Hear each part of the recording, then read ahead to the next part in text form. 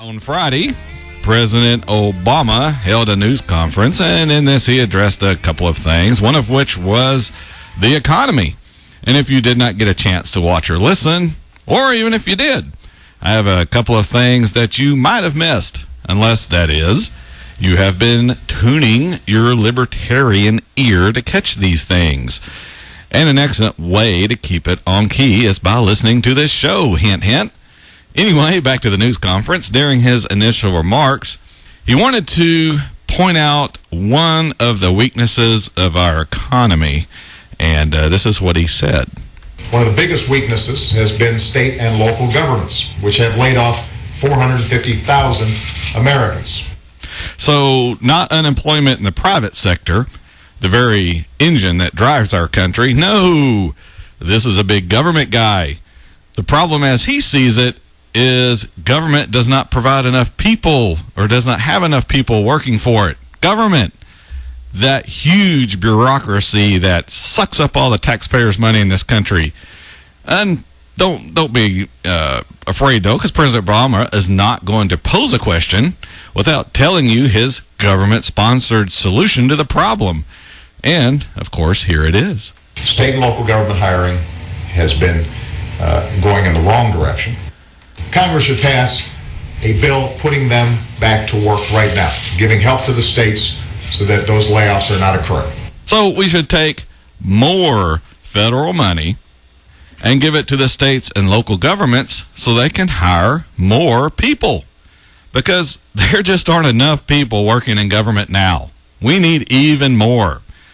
The sad fact of the matter is that the money the federal government has started out in the hands of the people living in the states where he wants more hiring. His federal government is sucking up all the money, running it through the bureaucracies in Washington so as his people can get paid, and then sending it right back to where it came from.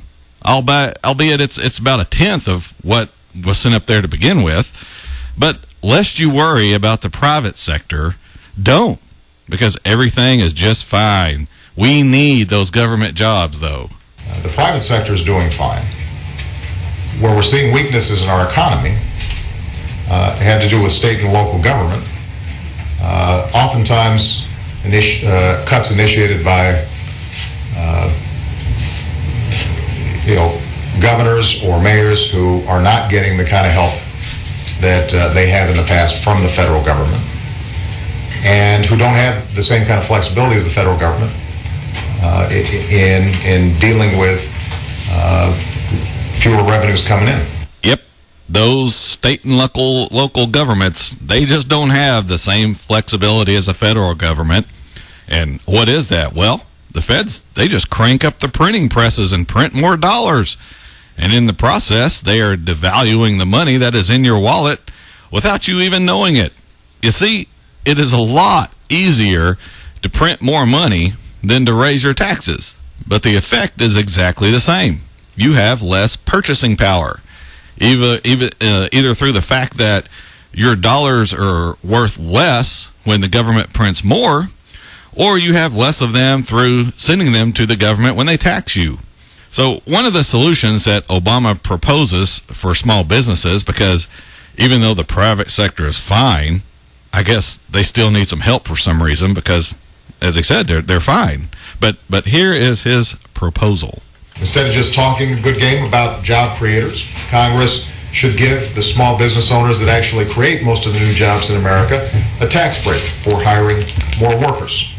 So we should give a tax break for hiring more workers. How about giving small business a tax break and just leave it at that? Because Obama and all government types want to tell you what you have to do with your tax break.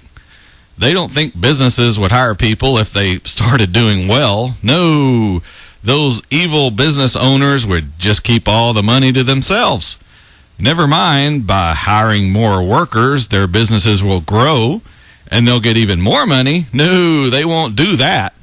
They'll keep all that to their greedy selves and not hire these poor people that Obama wants them to hire. This is how screwed up these people's thinking really is. They don't believe businesses will work to grow and expand unless the government is directing them to do it. Also, in this news conference, it steered into the problems Europe is having, and being a typical government has the solution, a typical government has a solution kind of guy, Obama wanted to be sure that we all understand that government spending is not the whole problem over there. The situation in Europe is not simply a debt crisis. You've got some countries like Greece that genuinely have spent more than they're bringing in. So it's not a debt crisis, but we have countries like Greece that have spent more than they have taken in. Sounds to me like a debt crisis. If you spend more than is coming in, I would call that a problem with debt.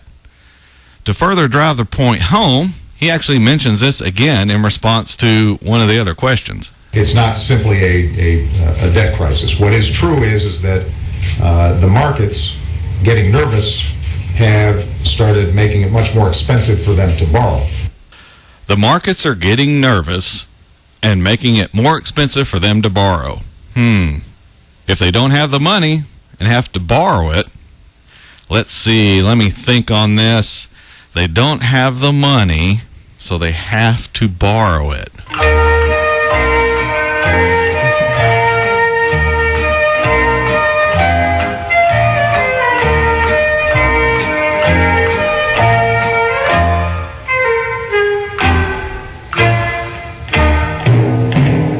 Well, I'm going to have to go with what is a debt crisis.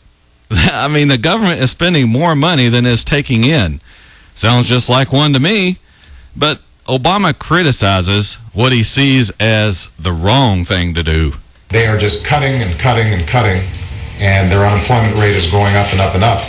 So cutting and cutting and cutting that government spending is not the way to solve a debt crisis. Because Obama, and now I'm not just picking on him, because it is also Washington, as well as a lot of people in state and local governments. They're just chock full of people who think that spending taxpayers' money is the way to get out of an economic problem. And the way to boost employment is for government to hire more people. But it is like trying to build a perpetual motion machine. It won't work. Government does not produce anything. All it does is take money from one person and then they give it to another. It does not add value at all. And this is the reason we need much less government than we have. And the reason why all these government-type people fight so hard to grow it. They think they have the answer to all of the problems that we face. And along those same lines with government people, you might have noticed, and especially lately here, how vitriolic the political races have gotten and how much people are just absolutely seething when it comes to losing them. And the reason I bring this up is because you may be asking yourself, why? With Scott Walker winning the recall in Wisconsin and now receiving death threats, you tend to wonder why so much is riding on just an election. And it's simple. It's money. There is so much money concentrated in government right now that whoever is in there can basically dole it out to their friends, making them rich in the process. And that is what a whole lot of people want access to. Unfortunately, this is what is also corrupting a lot of people who want a certain candidate in office so they can have money funneled to them and their friends.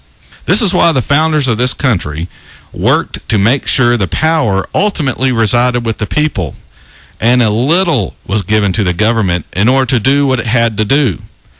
They wanted government to only have just enough power to fulfill its constitutional obligations and just enough money to fund those activities. When government has excess money, it starts down the road of inserting itself into more and more things which are not constitutional. So what do we need to do? For starters, we can cut taxes so we can begin starving this beast we've created and move power back from the capital and state houses to the people of the country. Only then, when we do that, will we retrieve our freedoms and liberties, which we have been ceding to the government on almost a wholesale basis.